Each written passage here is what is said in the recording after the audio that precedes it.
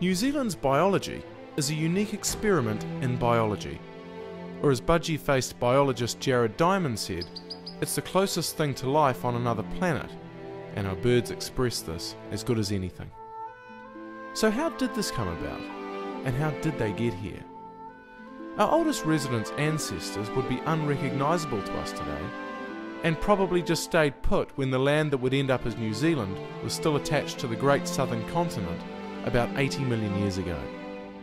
They ended up being moa and kiwi, our tiny wrens and our big parrots, kia, kaka and kakapo. Human ancestors at the time were like tiny nocturnal mice. This land somehow lost or never had land mammals, barring a bat or two. It would be another 60 million years before Australia got kangaroos. As our landmass squelched east, the Tasman Sea was left in its wake. This became a formidable barrier to new colonisation, but not impossibly so. A 1 in a million year westerly is probably one hell of a westerly. So, over unimaginable time, we got blow-ins, and some would evolve here to become fair dinkum New Zealanders. For instance, a bird made it here around 24 million years ago, and in time became two birds. You hear them today as bellbird and tui.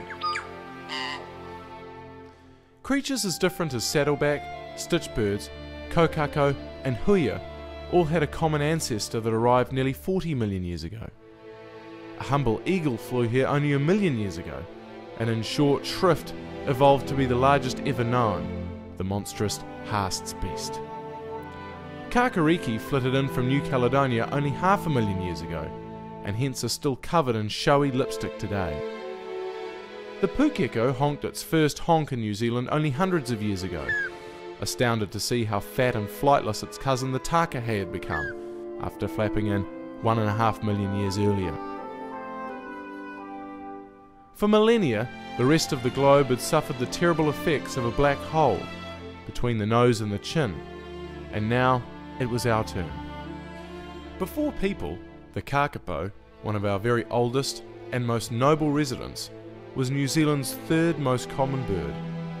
Today, there are just over 100 left. 80 million years as tangata featherer deserves a little better.